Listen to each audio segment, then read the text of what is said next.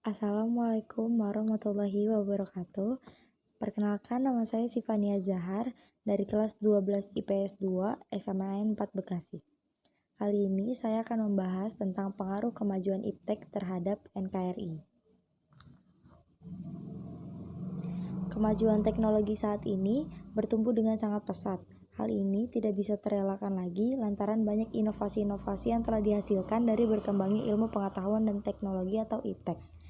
Hal ini tentu saja membawa dampak yang positif bagi suatu negara, sehingga bisa mendorong ke arah perkembangan yang lebih pesat dan memperluas wawasan serta mencerdaskan rakyat. Pengertian dari iptek sendiri adalah sumber informasi yang mampu menambah wawasan dan kemampuan di bidang teknologi, di mana kemajuan iptek yang telah dicapai saat ini memberikan kemudahan dan kenyamanan bagi kehidupan manusia. Selanjutnya itu ada pengaruh positif.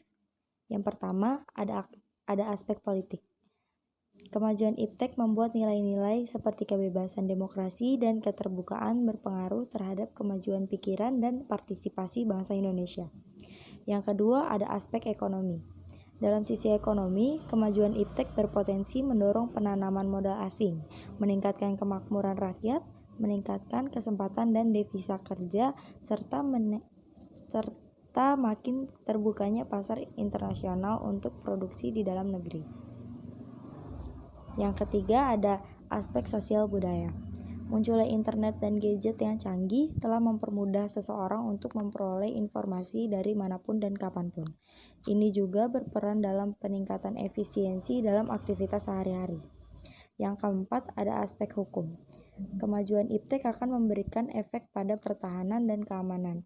Supremasi hukum, demokrasi, dan tuntutan hak asasi manusia atau HAM semakin menguat. Selanjutnya ada pengaruh negatif. Yang pertama ada aspek politik. Dengan berkembangnya iptek, maka tidak menutup kemungkinan nilai-nilai seperti kebebasan demokrasi dan keterbukaan bisa disalahartikan oleh masyarakat. Hal ini bisa membuat terganggunya stabilitas politik dalam negeri. Yang kedua ada aspek ekonomi.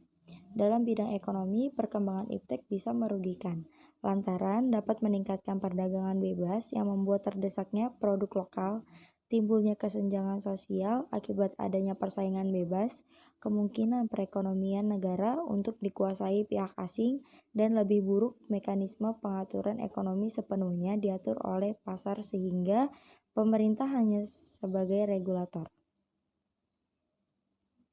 Yang ketiga ada aspek sosial budaya.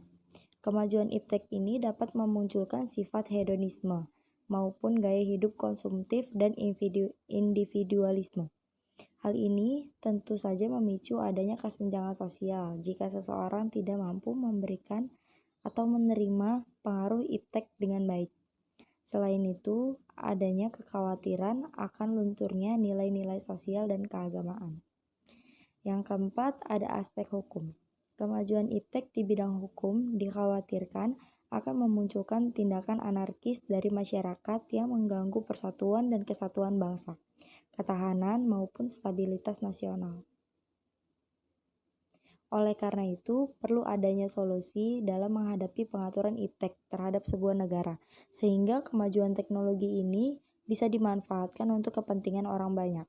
Salah satunya, perkembangan iptek harus sesuai dengan sila Pancasila, yaitu ketuhanan yang Maha Esa dan didukung dengan Undang-Undang 1945 untuk memajukan kesejahteraan umum dan mencerdaskan kehidupan bangsa. Selain itu, diharapkan sebuah negara dalam ketahanan ekonominya tidak terlalu bergantung kepada badan-badan multilateral, tetapi lebih memperkuat produksi domestik dengan menggunakan bahan baku dalam negeri dan berorientasi kepada rakyat. Jangan lupa juga untuk berlaku bijaksana dalam menggunakan dan menyikapi kemajuan iptek ini. Dengan demikian, dampak negatif dari kemajuan teknologi informasi akan dapat ditekan secara maksimal. Ya, sekian pembahasan dari saya, kurang lebihnya mohon maaf.